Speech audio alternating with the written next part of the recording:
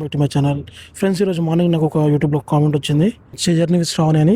వాళ్ళు ఏమైనా కామెంట్ చేశారంటే, హాయ్ అండి, నేను సేమ్ మైక్ కొన్నాను కానీ నా మైక్ బాక్స్ ఛార్జింగ్ అవ్వడం లేదు, ఇది ఎక్కడ రిపేర్ చేయించాలనేది.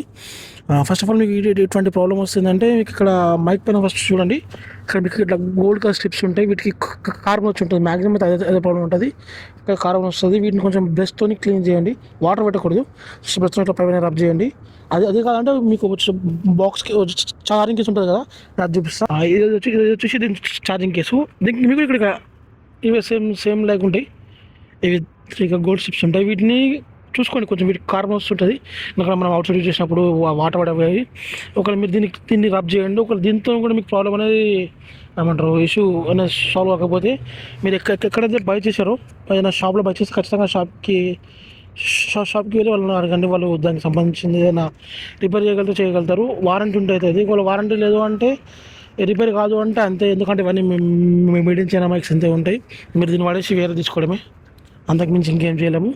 ఒకవేళ నేను ఎప్పుడైనా కొంటప్పుడు మంచి చూసుకోవాలి. ఎందుకంటే ఇది నార్మల్ ఇక్కడ నేను కువైట్లో అయితే నేను 20 తీసుకున్నా, అప్రాక్సిమేట్లీ 5600 అట్లా పడుతుంది అంతే, అంతకుమించి ఎక్కువ ఉంటుంది. ఒకవేళ మీకు మంచి మైక్స్ కావాలంటే మీకు వేరే కూడా దొరుకుతాయి, ఫ్లిప్కార్ట్, అమెజాన్లో, అవి ట్రై చేయండి. ఎందుకంటే బేసిక్ కోసం అంతే.